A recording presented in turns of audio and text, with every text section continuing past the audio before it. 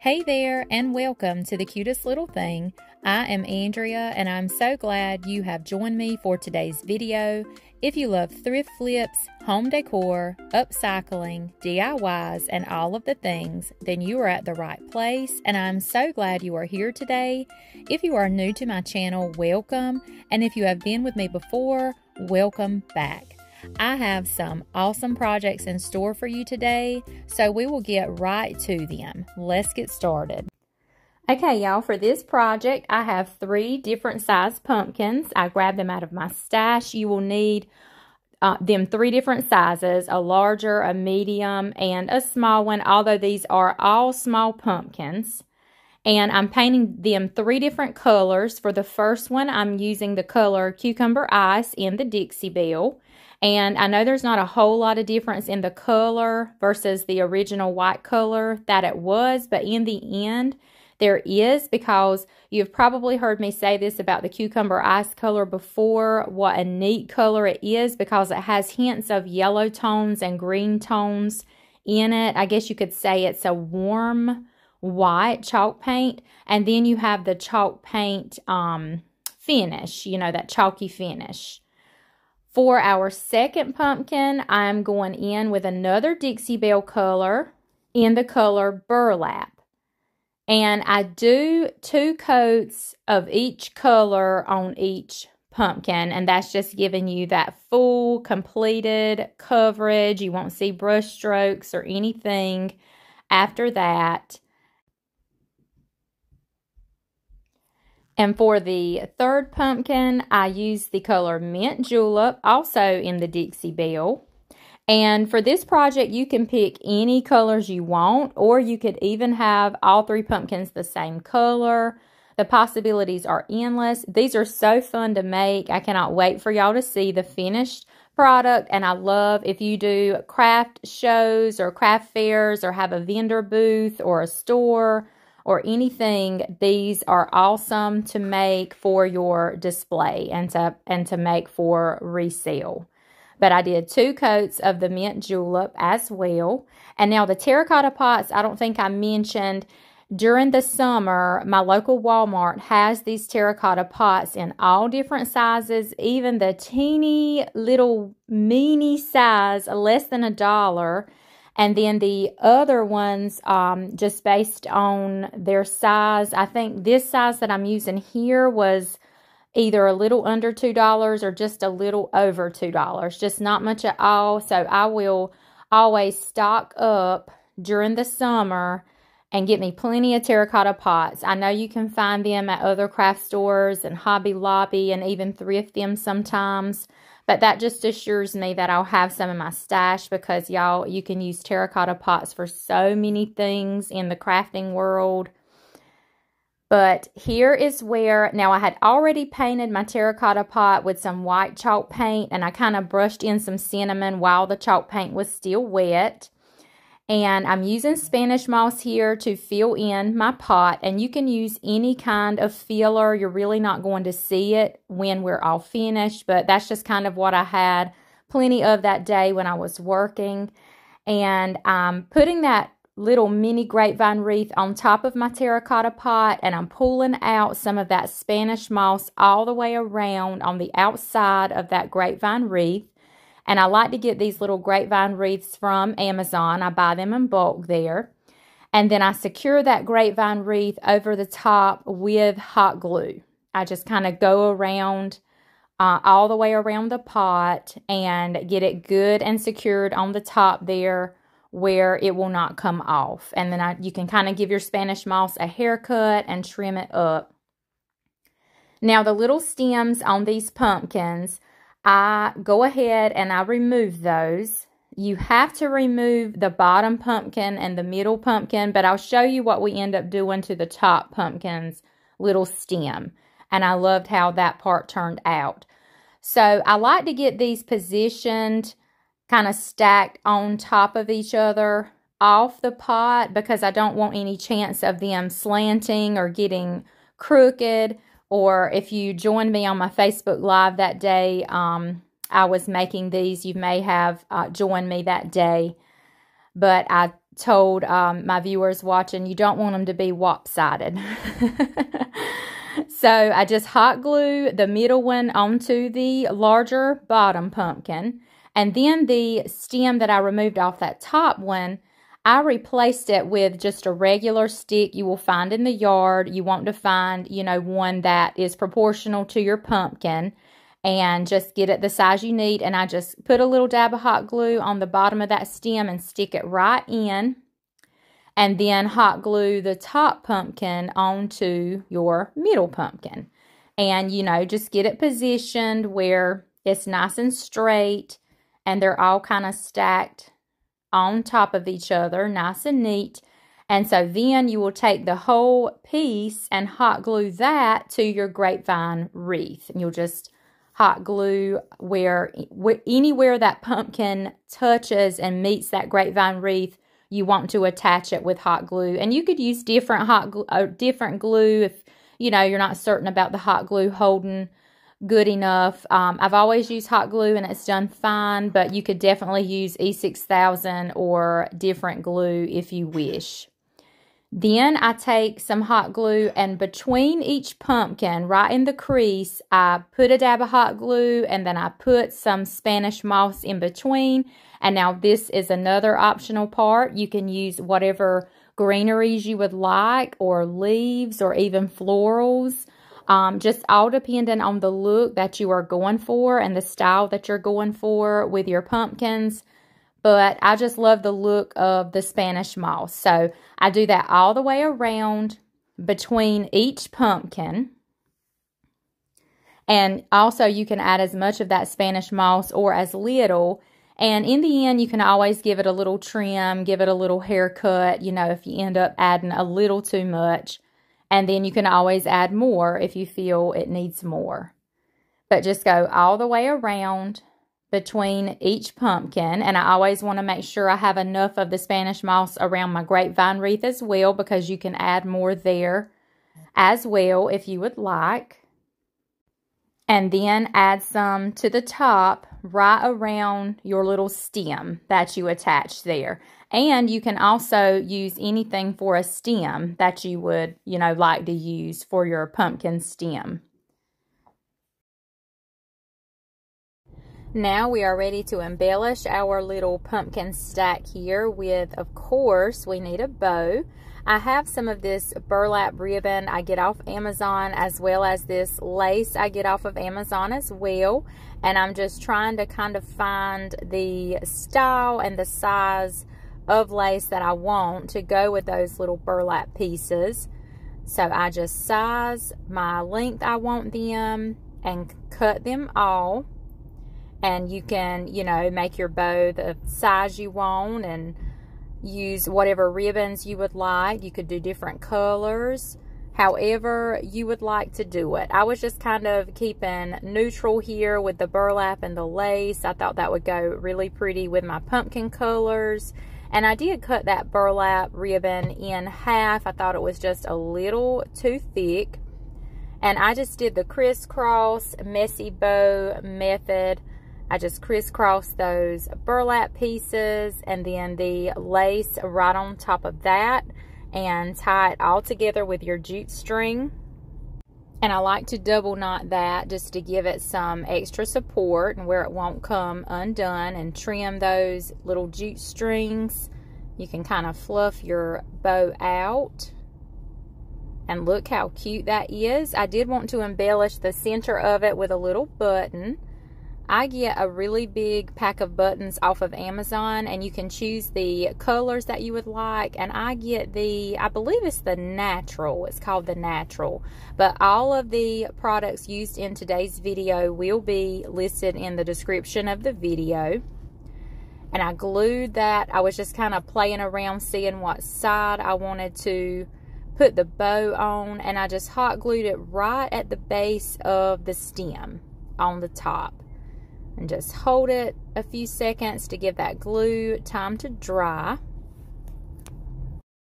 And there we go.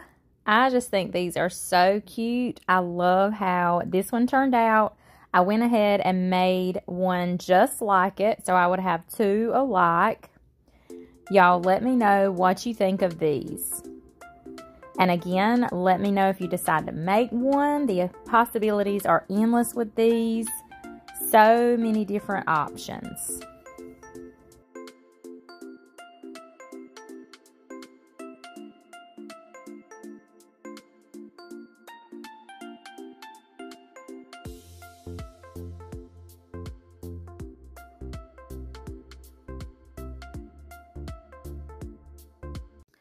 For this project, I have this thrifted piece. It's like a wooden little painted picture here. And I got it at my local Goodwill. So I'm going in with Fusion's parchment, in the color parchment. And I just painted over the entire piece. The image that was painted on there, it weren't raised or textured or anything. If that had have been the case, I would have just sanded the image before I painted, but it wasn't. So I was just able to go right in with my first coat of paint. I let the first coat dry and I went in with a second coat. I did dry that first coat with my heat tool. Just speeds up the process. If you don't have a heat gun, you can just use a blow dryer. I wanted to use this beautiful color. This is the Sweet Pickins Milk Paint in the color Sweet Potato. If you are not familiar with milk paint, it comes in a powdered form, and you want to mix equal parts powder to water. And you only want to mix up as much as you are going to be using at a time. So it's best to start by mixing up just a tablespoon or two and mixing up more if needed, because it does not keep. This paint is organic and you are not able to store it between uses. You may be able to store it out on your craft table for a few hours, but that's about it, and it will start growing mold, trust me. Trust me on that. Look at this beautiful color, y'all. I have been so ready to use this color, and it's finally the time of year where I can use it. So with this project and with the image I'm going to be using, y'all will see here in a minute, this color was the perfect choice. Look how beautiful. That's just one coat. And y'all, there is my image. I did end up doing a second coat of the milk paint. That wasn't on camera, but I did do a second coat. This is an image I purchased off of an Etsy shop. I will include the name of that shop and the link to this image in the description. And it was perfect because how it was horizontal, just like my little picture. Now, when the picture that was on there, it was a vertical print, but I'm going to turn this where it's a horizontal print.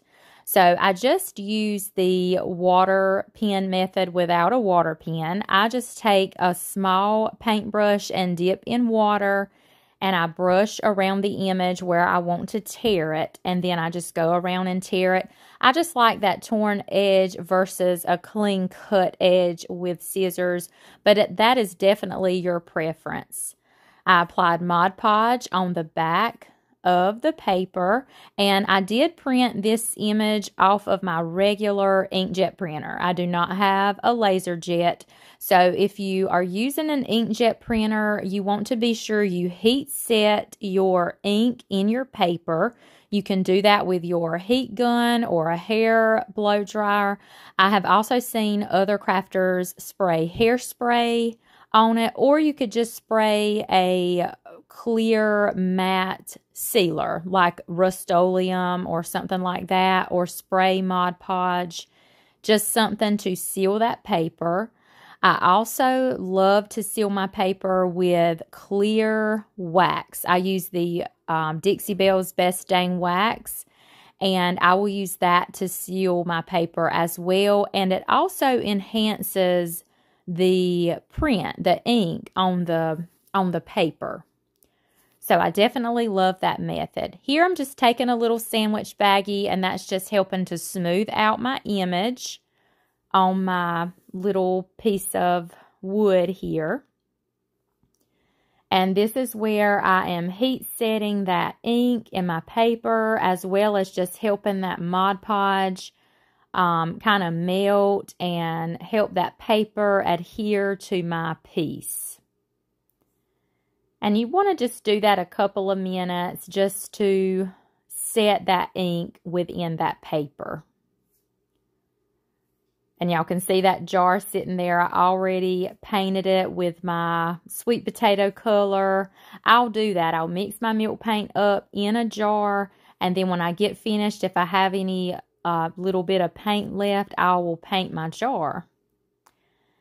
I'm taking my gator sander here and scuffing up, well, I'm removing the excess paper from the edge of the piece, but I also wanted to give it more of a rough finish. I wanted to make it look like that bird image was just painted onto this wooden piece versus just Mod Podged on.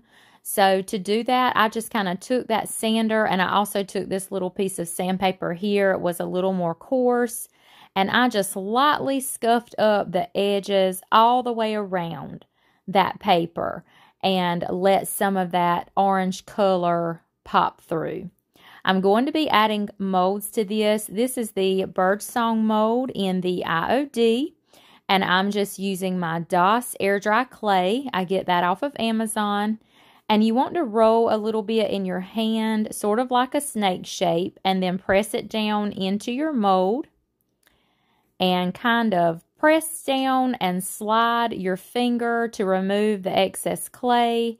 And then I like to take a flat surface. I'll normally take a old debit or credit or gift card and kind of scrape away the excess clay. And that's just a little handy tool there.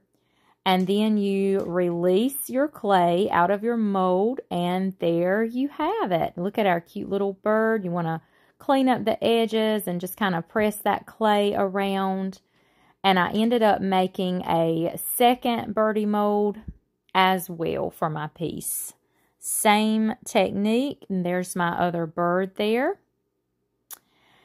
I was going to paint these little birds a different color, so I wanted to paint them before I glued them onto my piece, just in case I made a boo-boo. So I had a little bit of this paint left. I love this color. This is the Waverly chalk paint in the color Hazelnut. It is one of my favorite colors, and I just took a small paintbrush and painted over my clay mold. I painted over both of those.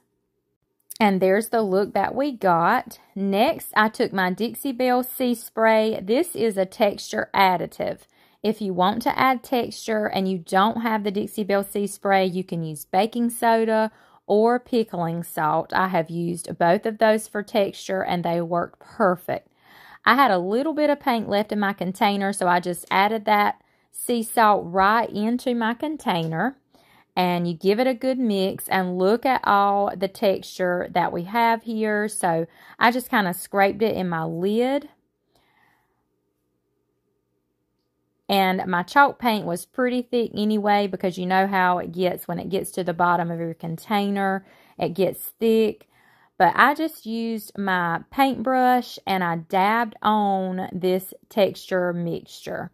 I first started applying it right along the edge of my image that I applied. I got all the way around the image, and then I started kind of doing a curving motion in the corners. I made my corners a little bit thicker than the top and the bottom.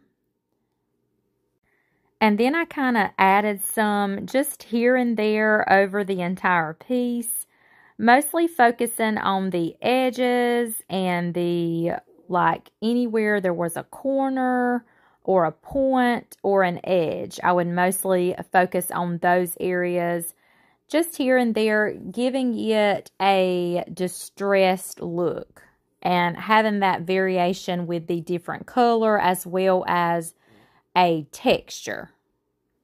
I worked on that until I was satisfied, and I decided I weren't quite happy with the birds being the different color, so I made new molds, and I mixed up a little more of the sweet potato milk paint, and I painted over those with a small paintbrush. And that way they would just be the same color as my wood piece, and I just liked it better. And I did attach my molds with E6000 glue, and I'm sorry I forgot to mention that. Now that everything's good and dry, I'm ready to seal this in with some wax. I'm going to use Sweet Pickins beeswax in the dark, and I'm taking my little blender brush and just going around those edges. And I just want to dirty it up, age it up just a little bit. And this beeswax is also sealing in my milk paint, because Sweet Pickins milk paint does not have a built-in sealer. So you want to be sure you seal it after your paint is good and dry using the beeswax or another type of wax or another sealer of your choice. And I went heavier on those edges and the corners. I also went a little heavier where I had texture, and blended that in really nicely with my blender brush. I also went heavier over the bird molds, and that the detail in those birds just grabbed that wax and just gave it a beautiful look. I went over my paper image as well, and this is the finished piece. I love it. I love how the colors and the birds go so well with the sweet potato milk paint. I love the added bird molds and the texture. Y'all let me know what you think of this one. And I also love the dark wax.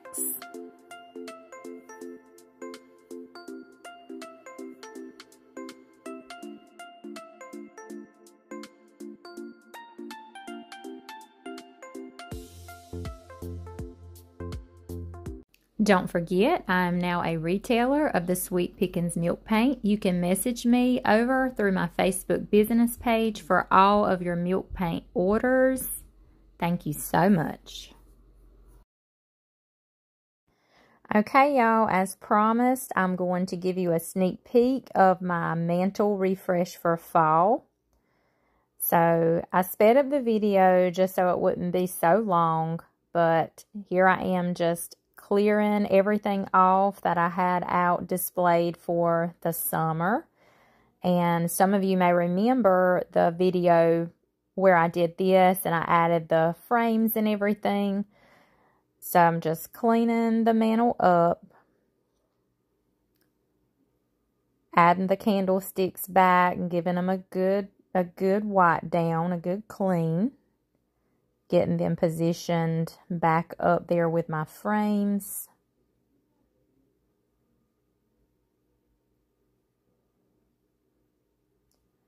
I wanted to add more of the brown tones, similar to how it was for my summer display. So I put the brown basket and the little brown wagon back up there. I added the wood grain chargers, and I'm layering up those plate baskets along with some greenery. And you can see I put some raffia, greenery, and pumpkins in the little wagon. I put the little wood beads back, and I had these burlap pumpkins. I'm kind of sticking here and there, grouping them up around the wagon. I had a stack of white plates that I thrifted. I put over on the right side and put a candle stick over that. Here, these are some pumpkins I DIY'd last year. They are the glass cloches. I just did some of those on last week's video, so if you missed that, you can go check out that video on how to make those. They are super fun to make, and as you see, I use them in my own decor. So here is what I ended up with. I also added the little grapevine wreath. I like to layer up. I also like to use various types of greenery. There's those glass little pumpkins there, or votive pumpkins. I love using the different color pumpkins with pops of color. I love neutrals, but I also love pops of color. I had to fix my little sign that fell. I just kind of leaned it there on that basket knob. And inside the basket, you can see how I layered up some greenery and little birds. I had a little mini basket I filled with moss. And the little doorknob there with the greenery I purchased from Emily's Upcycled Home. Also peeking through the greenery there is a little bird pumpkin with a spindle stem. Isn't that so cute? I purchased that from Emily's Upcycled Home, her Whatnot sale actually. You can shop her Whatnot sales as well as her Facebook Live sales. And I also added the greenery around my candlesticks at the top. And here's a full view here. And I'll keep kind of tweaking it and adding to it a little bit and changing some things up. But for the most part, here is my base, like my base fall display for my mantle. And let me show you what I ended up doing at the bottom with my baskets. I ended up flipping it over and filling it with pumpkins, greenery, and those little fairy lights y'all see me craft with.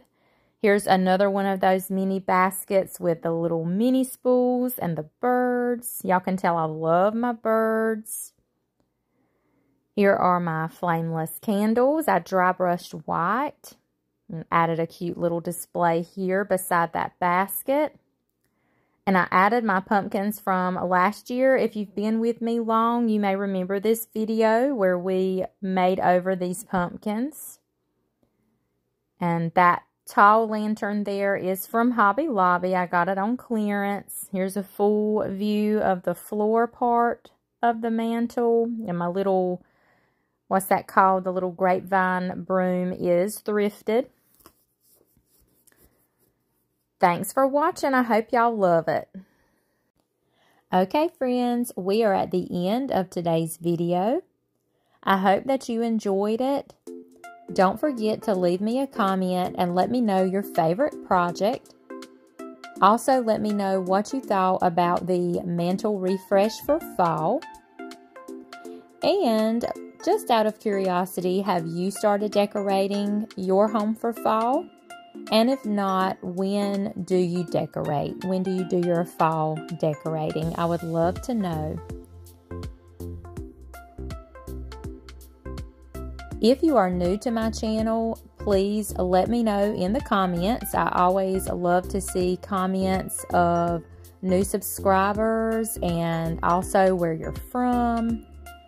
And as always, if you've been with me before, welcome back. I'm so happy you have stopped back by my channel. Once again, I appreciate each and every one of you and all of your support. And I hope to see you on the next video. Have a blessed week, my friends, and I will see you next time. Bye for now.